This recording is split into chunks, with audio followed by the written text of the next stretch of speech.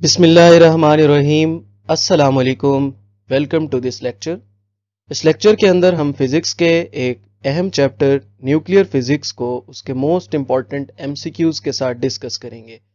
ऐसे एमसीक्यूज़ जो past exams में, चाहे वो कॉम्पिटिटिव एग्जाम्स हों या एंट्री टेस्ट के एग्जाम्स हों, उनको हम विद रीज़न यानी विद डिटेल डिस्कस करेंगे और ये आपके लिए बहुत ही ज़्यादा हेल्पफुल होंगे आपको इस चैप्टर पर ग्रिप करने में और इसके बेसिक कॉन्सेप्ट्स को क्लियर करने में। Okay, first MCQ is half-life of radioactive nucleus. Radium-226 is 0.693 into 10 power 11 second. Then the decay constant is decay constant क्या होगा? Decay constant के concept को समझने के लिए हम थोड़ा सा एक proportionality को describe करते हैं। जब भी radioactive decay का process हो रहा होता है तो उस टाइम जिस रेट पर ये डिके हो रहा होता है, यानी जिस रेट पर इस पॉपुलेशन का टाइम जो है वो चेंज हो रहा होता है, इसका साइज चेंज हो रहा होता है, that is directly proportional to remaining number of atoms n। तो अगर हम इस प्रोपोर्शनल को हटाते हैं तो यहाँ पे कांस्टेंट आता है and this constant is known as decay constant. और अगर हम इस डीके कांस्टेंट का रिलेशन देखें with respect to half life तो वो हम एक और इक्वेशन से देखते हैं। इन दोनों का जो प्रोडक्ट होता है वो इक्वल होता है 0.693 के। ये एक बहुत फेमस इक्वेशन है which describes the relation between decay constant and half life. तो हाफ लाइफ की वैल्यू हमें गिवन है। अगर हमने हाफ लाइफ की वैल्यू यहाँ पर पुट कर दें तो इसका आंसर क्या आ जाएगा? ये बन जाएगा यहाँ पे 0.693 डिवाइडेड बाय 0.693 मल्टीप्लाई 10 पावर 11। तो ये 693 से कैंसिल हो जाएगा और 10 पावर 11 ऊपर आके क्या हो जाएगा? -11। So C option will be the answer. Okay, next is what are the number of neutrons, protons and electrons in the neutral atom. ये एक एटम है। किसी भी एटम को जब हम जनरली रिप्रेजेंट करते हैं तो इस तरह से करते हैं। ए जो है उसका एटॉमिक मास ऊपर लिखा जाता है और नीचे जो है हम उसका एटॉमिक नंबर लिखते हैं। इसी तरह हम इसको रिलेट करते हैं यूरेनियम के साथ। यूरेनियम का जो एटॉमिक मास है वो 235 है और जो एटॉमिक नंबर है वो 92 है। जो नंबर ऑफ इलेक्ट्रॉन्स या प्रोटॉन्स होते हैं that is equal to Z, यानी जो नीचे वैल्यू लिखी होती है वो होता है। तो यहां पर क्या होगा? ये 92, ठीक है। और अगर हम देखें नंबर ऑफ न्यूट्रॉन्स n, तो नंबर ऑफ न्यूट्रॉन्स फाइंड करने के लिए हम a में से z को माइनस कर देते हैं, यानी 235 में से हम 92 को माइनस करेंगे तो यह आ जाएगा 143। यानी यहां पर 143 न्यूट्रॉन्स है और 92 प्रोटॉन्स और 92 इलेक्ट्रॉन्स होंगे। Okay, next, which equation shows a nuclear fission reaction. Nuclear fission reaction वो होता है जिसमें एक हैवी न्यूक्लियस यानी जो लार्ज साइज वाला न्यूक्लियस होता है वो स्प्लिट होता है इनटू 2 लाइटर न्यूक्लियाई में और उसके साथ साथ कुछ रेडिएशन जो है वो एमिट होती हैं। तो जो ऐसे प्रोसेस को हम क्या कहते हैं? Nuclear fission reaction. तो इसकी अगर हम एग्जांपल देखें इन सब इक्वेशंस में तो लास्ट इक्वेशन जो है ये इसको शो कर रही है, क्योंकि इसके अंदर जो यूरेनियम है that is a heavy nucleus और ये आगे फर्दर दो जो है लाइटर न्यूक्लियाई में और उसके साथ रेज में यानी एनर्जी में जो है वो स्प्लिट हो रहा है। तो ये उस रिएक्शन को ओबे कर रहा है।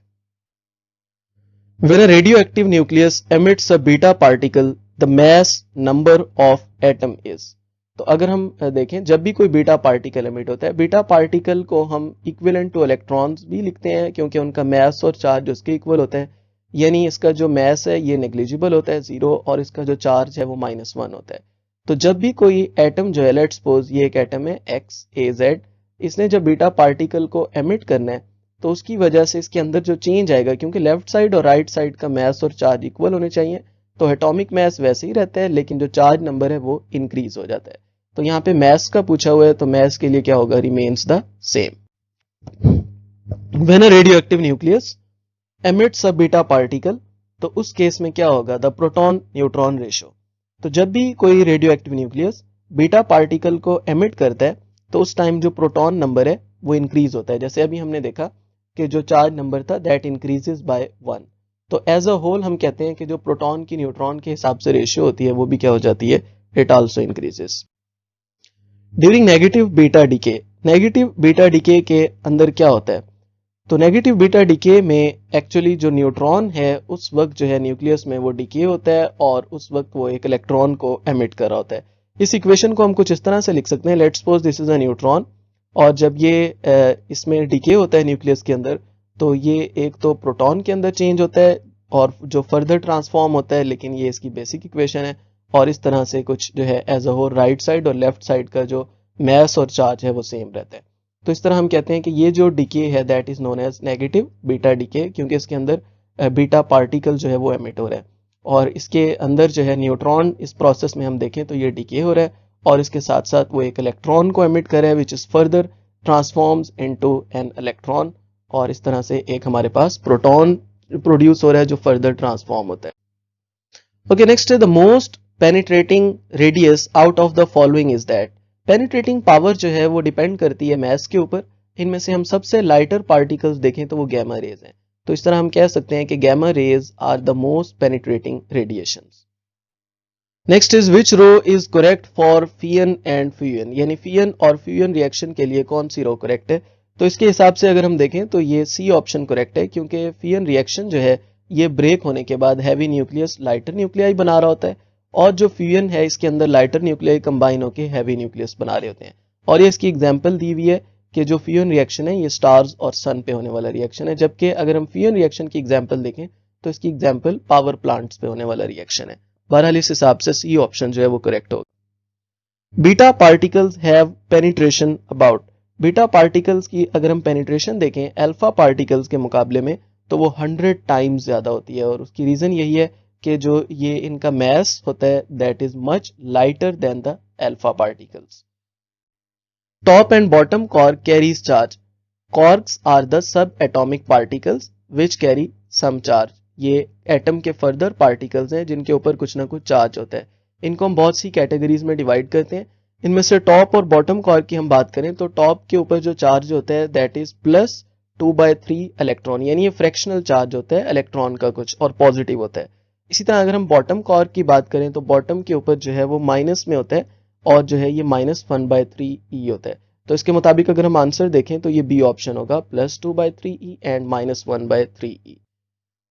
Okay, beta particles have less ionizing power than that of alpha particles because of, क्योंकि जो पार्टिकल्स की आयोनाइजिंग पावर है जैसे हमने देखा था penetrating power depends on mass, similarly ionising power depends on charge.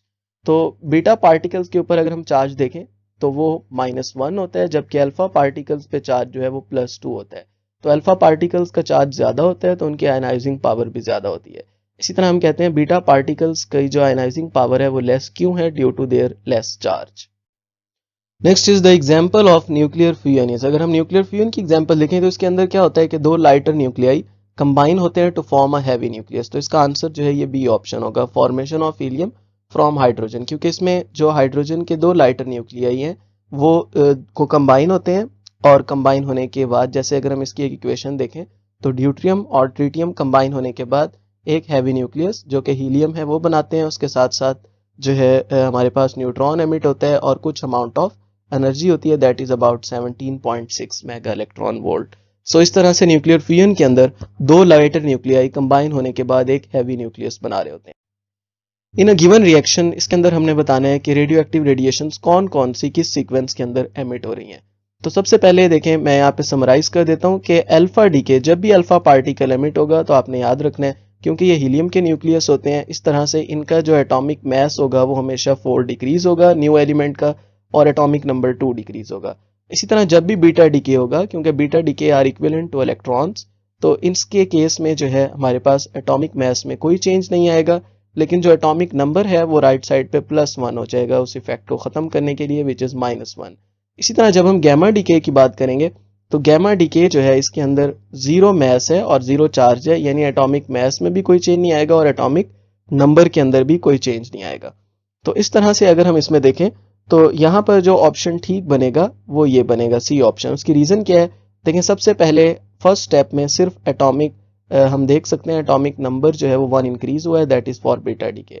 अगर हम उसमें फर्दर देखें तो ये अल्फा डीके है, उसकी रीजन ये है कि यहाँ पे एटॉमिक मास जो है वो 4 डिक्रीज हुआ है और एटॉमिक नंबर 2 डिक्रीज हुआ है, क्योंकि जब हम +1 में से -2 करते हैं तो वो -1 हो जाता है। ठीक है, इसी तरह अगर हम लास्ट में देखें तो कोई चेंज नहीं आया which is for gamma decay, क्योंकि एज इट इज पिछले वाला एटॉमिक मास और एटॉमिक नंबर वो एज इट इज है। Okay, the decay constant of a radioactive sample. इस डीके कांस्टेंट के बारे में अभी हमने डिफाइन किया था कि जब हम पहले एक्सप्लेन कर रहे थे कि rate of decay of population is directly proportional to number of atoms और हमने जब प्रोपोर्शनल को हटाया था तो यहाँ पे कांस्टेंट लगाया था। और जब भी किसी इक्वेशन में हम कांस्टेंट की बात करते हैं तो इसका मतलब होता है कि उस इक्वेशन में उस वेरिएबल में कोई चेंज नहीं आ रहा। तो इस तरह से इसका आंसर जो है होगा कि it is independent of the age. Capture of neutron by nucleus results in the formation of, यानी जब भी कोई nucleus, let's suppose this is a nuclide XAZ और ये एक न्यूट्रॉन को कैप्चर करता है 10, तो हम देखते हैं कि इसके अंदर जो न्यू एलिमेंट बनेगा उसके एटॉमिक नंबर में कोई चेंज नहीं आएगा, क्योंकि जो न्यूट्रॉन है उसका अपना चार्ज नंबर 0 है, लेकिन जो एटॉमिक मास है वो 1 इंक्रीज हो जाएगा। तो ये चीज एक आइसोटोप कहलाती है। आइसोटोप ऐसे एलिमेंट्स होते हैं जिनका मास तो चेंज होता है लेकिन जो एटॉमिक नंबर है उसमें कोई चेंज नहीं आता, इसलिए हम इसमें कहेंगे कि it results in the formation of a radio isotope. Okay, next is the very simple definition. Isotopes of an element are atoms whose nuclei have. अगर हम elements के isotopes को देखें तो वो ऐसे elements होते हैं जिनका atomic number जो है वो same होता है लेकिन जो atomic mass होता है वो different होता है। तो इस तरह से जो आंसर होगा that is first option, because इस केस में atomic number same है और atomic mass different है। इसकी बेस्ट एग्जाम्पल हाइड्रोजन के आइसोटोप्स हैं। फर्स्ट आइसोटोप में एटॉमिक मास 1 होता है, सेकंड आइसोटोप में ड्यूट्रियम में एटॉमिक मास 2 होता है और थर्ड आइसोटोप में एटॉमिक मास 3 होता है, लेकिन ओवरऑल जो चार्ज होता है तीनों केसेस में वो सेम रहता है। When boron is bombarded by a neutrons, alpha particles are emitted. तो इसको हम यहाँ पे सॉर्ट आउट कर लेते हैं। Let's suppose this is boron और इसकी हमने बम्बार्डमेंट करवाई है न्यूट्रॉन से, तो इसमें N10 ऐड हो जाएगा और अल्फा पार्टिकल इसमें एमिट हो रहे हैं। अल्फा पार्टिकल को हम हीलियम के न्यूक्लियस के इक्वल लिखते हैं, तो यहाँ पे हम लिख सकते हैं कि ये एमिट हो रहा है। अब हमने देखना है यहाँ पे क्या होगा। देखें, अगर हम लेफ्ट साइड का एटॉमिक मास देखें तो ये 10 + 1 कितना बन रहा है 11, तो इस साइड पे भी 11 ही रहना चाहिए। अगर ये 4 है तो यहाँ पे 7 आ जाएगा। इसी तरह अगर हम एटॉमिक नंबर देखें लेफ्ट साइड पे तो वो 5 है, तो यहाँ भी 5 ही रहना चाहिए। इसका मतलब है ये 2 है तो यहाँ पर 3 आ जाएगा। इसका मतलब है यहाँ पे अगर उसने मैस नंबर पूछा हुआ है तो मैस नंबर न्यू एलिमेंट का क्या होगा 7। So B option will be the answer. Okay, a radioactive decay rate of radioactive element is found to be. ये ओरिजिनल डिके रेट बताए हुए कि 1 सेकंड के अंदर कितने एलिमेंट्स डिके करते हैं 10⁻³ विच मीन्स 10⁻³ को हम किस तरह लिख सकते हैं 1000। ठीक है, और इसके बाद हाफ लाइफ बताई हुई है। Next half life is 1 second, T1/2 इसे हम लिख सकते हैं दैट इज 1 सेकंड। अब हमने बताना है 1 सेकंड के बाद क्या होगा और 3 सेकंड के बाद, तो हम इसको थोड़ा सा इस तरह से टेबल की फॉर्म में शॉर्ट फॉर्म में बना लेते हैं।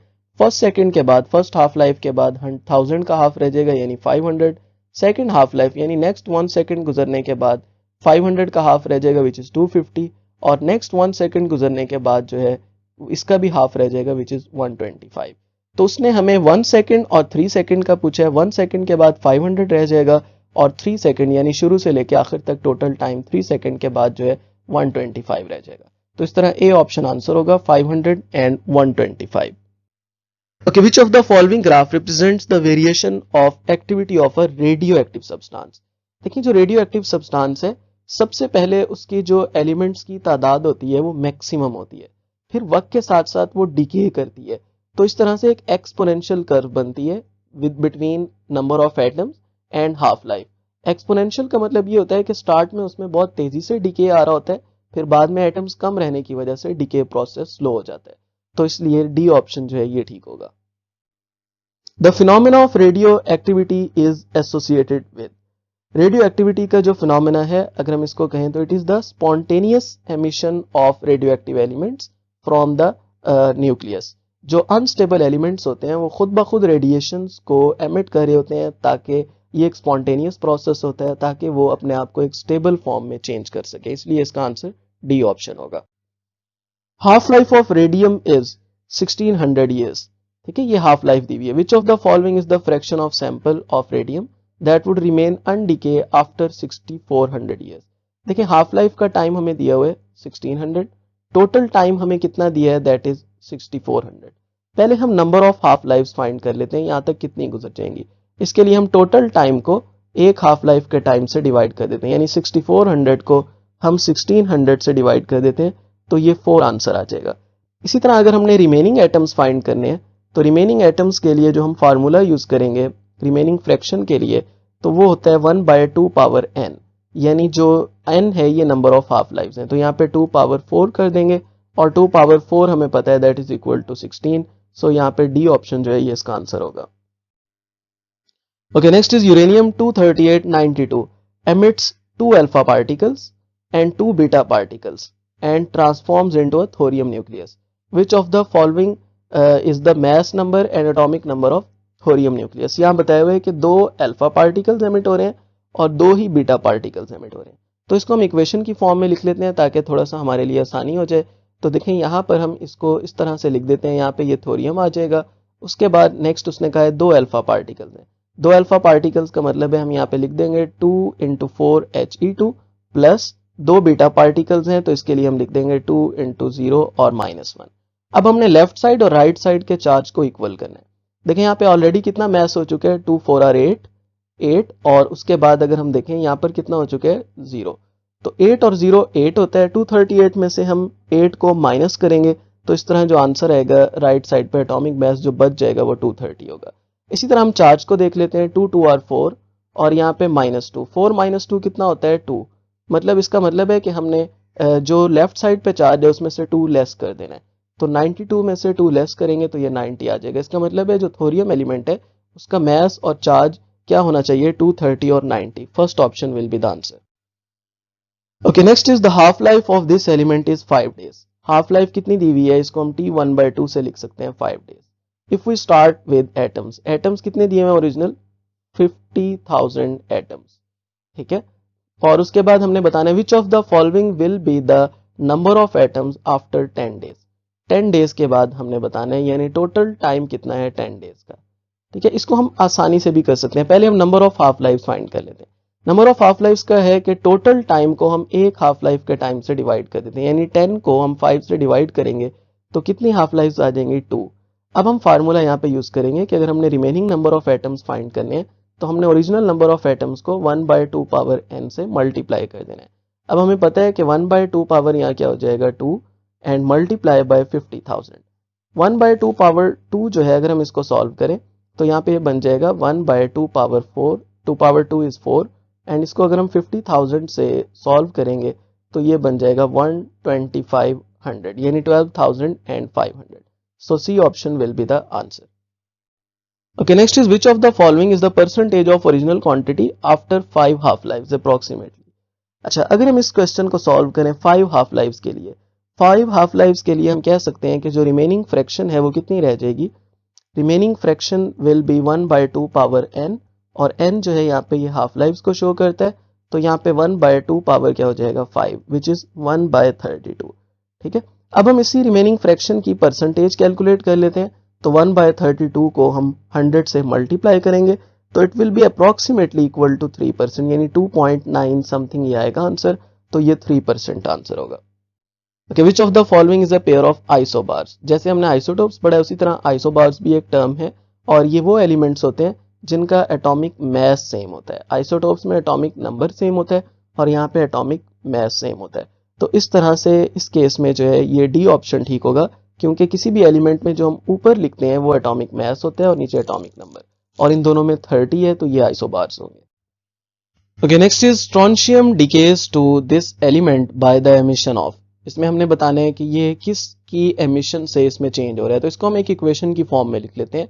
ये एक एलिमेंट है जो ओरिजिनल एलिमेंट है, इसका एटॉमिक मास 90 है और एटॉमिक नंबर 38 है और ये y में चेंज हो रहा है विच इज 90 एंड 39। देखिए यहाँ पे कौन सा एलिमेंट होना चाहिए, अगर हम उसका एटॉमिक मास देखें तो उसमें कोई चेंज नहीं आया, लेकिन अगर हम एटॉमिक नंबर देखें तो यहाँ 39 -1 होना चाहिए क्योंकि जब ये -1 होगा तो ही लेफ्ट साइड पे 38 बनेगा। तो ये बीटा पार्टिकल के लिए यानी बीटा पार्टिकल की एमिशन से ये इसमें डिके होगा। So C option will be the answer. Okay, next is complete the equation for the following fission process. इसके लिए हमने इक्वेशन को कंप्लीट करना है। ये एक यूरेनियम एटम है, इसके साथ हमने बम्बार्डमेंट करवाई है एक न्यूट्रॉन की, तो इसके बाद हमने देखना है कि कौन सी चीज बनेगी। देखें अगर हम लेफ्ट साइड का मैथ देखें तो ये बन जाता है 235 + 1 विच इज 236 और एटॉमिक नंबर देखें तो ये बन जाता है 92। तो राइट साइड पे भी एटॉमिक मास और एटॉमिक नंबर इन दोनों का सम होना चाहिए और इसके लिए ए ऑप्शन ठीक होगा। इसको हम अभी वेरीफाई भी कर लेते हैं। अगर हम यहाँ पे जीनॉन लिख दें दैट इज 143 एंड 54 और साथ 3 न्यूट्रॉन्स लिख दें तो इसका जो एटॉमिक मास है इनको ऐड कर लेते हैं। देखें स्ट्रोंशियम 90 + 143 + 3 तो ये इसको अगर हम ऐड करें तो ये उसी तरह से 236 बन जाएगा और अगर हम एटॉमिक नंबर देखें तो ये 54 प्लस 38 ये 92 बन जाएगा। तो ये इक्वेशन जो है इसके लिए फर्स्ट इक्वेशन ठीक है, क्योंकि किसी भी बैलेंस्ड इक्वेशन में लेफ्ट साइड और राइट साइड के एटॉमिक मैसेज और एटॉमिक नंबर्स का जो सम है वो इक्वल होता है। In which radioactive disintegration neutron dissociates into proton and electron, इसका आंसर बीटा एमिशन होगा। उसकी रीजन ये है कि जब भी कोई न्यूट्रॉन डिके करता है, लेट्स सपोज n10 और उसमें बीटा पार्टिकल एमिट होता है, तो इसमें जो है हमारे पास एक तो ये बीटा पार्टिकल अपने आप को ट्रांसफॉर्म कर लेता है इनटू इलेक्ट्रॉन, और इसी तरह which is equivalent two electron, और जो नेक्स्ट है ये हमारे पास एक प्रोटॉन बनता है। और अगर हम इनमें लेफ्ट साइड और राइट साइड का एटॉमिक मास और एटॉमिक नंबर का सम देखें तो वो इक्वल आता है। So beta emission will be the answer. A radioactive isotope has a half life of, ये radioactive isotope की half life दी हुई है, that is 6000 years. How many time pass before the rate of emission from a sample? अगर वो कह रहे हैं कि remaining fraction ये रह जाए 116, यानी जो remaining amount है, remaining fraction है वो कितनी है, that is 1/16। 1/16 को अगर हम 2 की पावर में लिखें तो लिख सकते हैं 1/2 पावर 4। तो यहाँ पे जो ये 2 पावर n होता है, अगर हम इसको इसके साथ रिलेट करें तो जो फार्मूले में होता है, तो n shows the number of half lives, यानी यहाँ पर 1/16 अमाउंट तक जो नंबर ऑफ हाफ लाइव्स है वो कितनी है, 4। एक हाफ लाइफ का टाइम बताए हुए, तो हमने अगर टोटल टाइम कैलकुलेट करना है तो हम एक हाफ लाइफ के टाइम को नंबर ऑफ हाफ लाइफ से मल्टीप्लाई कर देंगे, यानी हम यहाँ पे 4 को 6000 से मल्टीप्लाई करेंगे तो ये बन जाएगा 24,000 years. So C option will be the answer. After 2 hours the 1/16th of the initial amount of certain radioisotope remains undecayed। 1/16 को हम लिख सकते हैं 1/2 power n which is 1/2 power 4। अगर हम इसको उसी तरह जैसे हमने पिछले एमसीक्यू को सॉल्व किया इसके साथ रिलेट करें तो n4 हो जाएगा। लेकिन ये थोड़ा सा चेंज है, इसमें पूछा हुआ है कि अगर एक जो है हाफ लाइफ क्या होगी अगर टोटल टाइम कितना गुजर चुका है। टोटल टाइम हमें यहाँ पे दिया हुआ है दैट इज 2 hours, और अगर हम 2 hours को चेंज करें मिनट्स के अंदर तो ये 2 × 60 इट बिकम्स 120 मिनट्स, यानी 120 मिनट्स के बाद ये है, तो हमने एक हाफ लाइफ का टाइम कैलकुलेट करना है। सेम फार्मूला हम यूज करेंगे। हाफ लाइफ फाइंड करने के लिए हम क्या करेंगे, टोटल टाइम को डिवाइड कर देंगे नंबर ऑफ हाफ लाइफ से, यानी 120 मिनट को अगर हम डिवाइड कर दें 4 हाफ लाइफ से 4 से तो ये बन जाएगा 30। So it means 1 half life का जो टाइम है that is 30 minute. So C option will be the answer. Which of the following is the arrangement of particles in accordance with the diagram. ये जो डायग्राम है इसमें एक source है जो रेडिएशंस को एमिट कर रहा है, और आगे कुछ शीट्स रखी हुई हैं और कुछ पार्टिकल्स उनमें से पास हो रहे हैं और कुछ यहाँ पे ब्लॉक हो रहे हैं। तो ये पेनिट्रेटिंग स्ट्रेंथ को शो कर रहा है, और अगर हम पेनिट्रेटिंग स्ट्रेंथ का कंपैरिजन करें तो सबसे कम जो है वो अल्फा पार्टिकल्स की होती है, क्योंकि ये आयनाइज ज्यादा करते हैं, इनका मास भी ज्यादा होता है, चार्ज भी ज्यादा होता है, तो ये अपनी ज्यादा एनर्जी जो है वो आयनाइज करने में ही वेस्ट कर देते हैं और मैसिव भी होते हैं।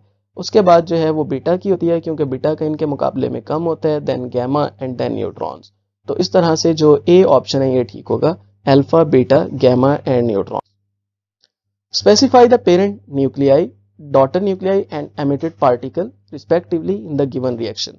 अब यहाँ पे थोड़ा सा कंफ्यूजन के लिए जो है यहाँ पे न्यूट्रॉन नंबर लिखा हुआ है। दिस एलिमेंट इज एक्चुअली, हम इसको लिख भी सकते हैं यूरेनियम, क्योंकि अगर हम 92 में 146 प्लस करें तो ये U236 बन जाता है, ये एक यूरेनियम का आइसोटोप है। और इसके बाद अगर हम इसको देखें तो यहाँ पे हम देख सकते हैं ये न्यूट्रॉन है, न्यूट्रॉन और प्रोटॉन को हम सम करें तो एटॉमिक मास हो जाएगा, तो ये 4He2 ये जो है हमारे पास हीलियम है विच इज अल्फा पार्टिकल। और इसके बाद अगर हम यहाँ देखें तो 144 प्लस 90 इट बिकम्स 234, और ये 90 दैट इज थोरियम। तो इस तरह से हम कह सकते हैं कि जो सीक्वेंस है that is uranium, thorium and alpha particle.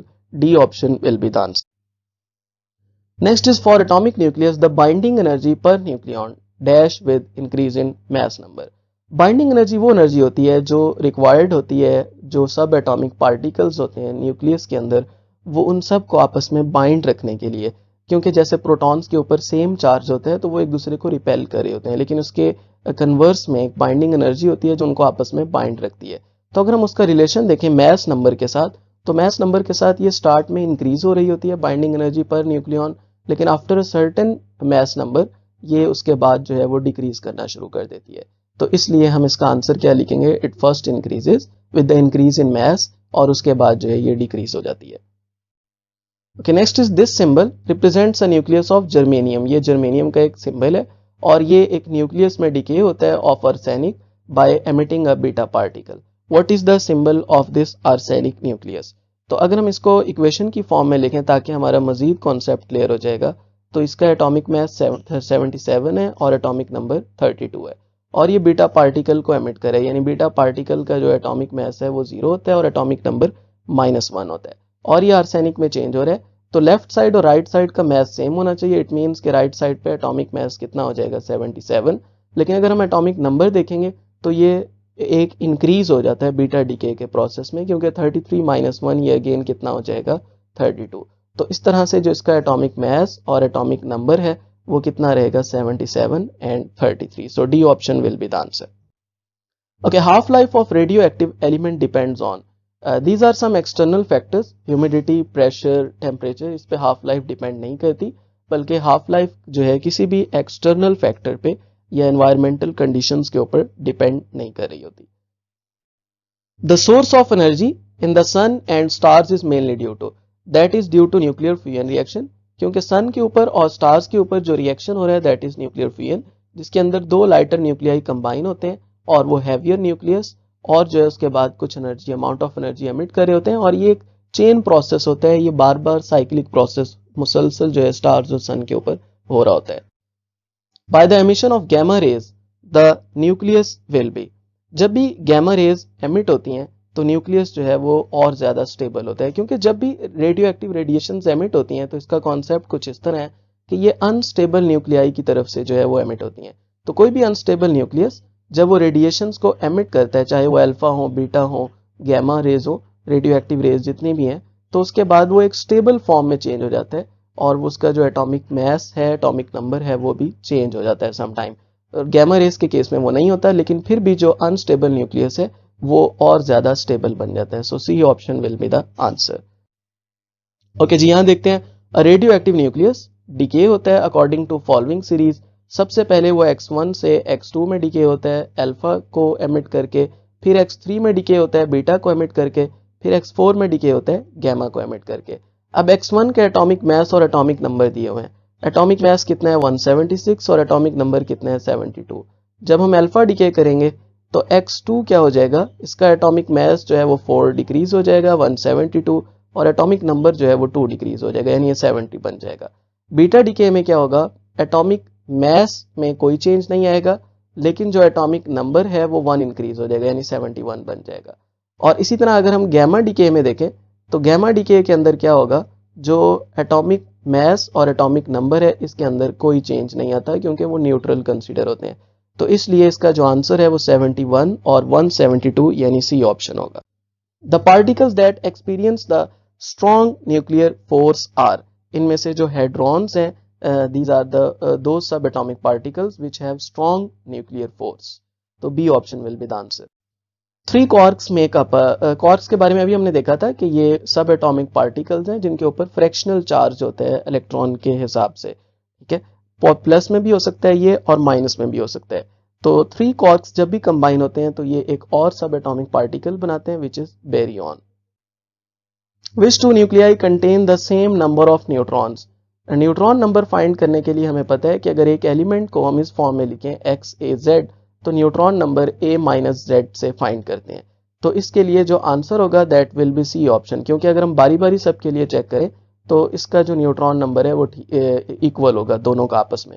जैसे फॉर एग्जांपल अगर हम सोडियम के लिए चेक करें तो यहाँ पे 23 - 11 करेंगे 12 आ जाएगा, और अगर हम मैग्नीशियम के लिए चेक करें तो यहाँ जो दिया हुआ है उसके मुताबिक 24 - 12 दैट इज अगेन 12। तो दोनों का न्यूट्रॉन नंबर सेम है। Next is a student conducts an experiment, एक स्टूडेंट एक्सपेरिमेंट को कंडक्ट करता है अल्फा पार्टिकल के सोर्स को यूज करते हुए which emits alpha raise.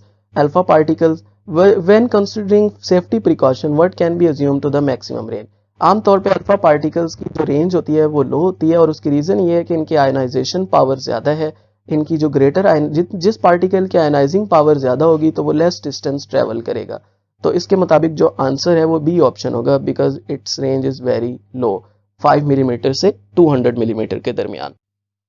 The following represents a sequence of radioactive decays involving 2 alpha particle and 1 beta particle. What is the nuclide x, यानी final nuclide के बारे में हमने बताना है। तो ये फर्स्ट एलिमेंट है AT, इसका एटॉमिक मास है 217 और एटॉमिक नंबर है 85।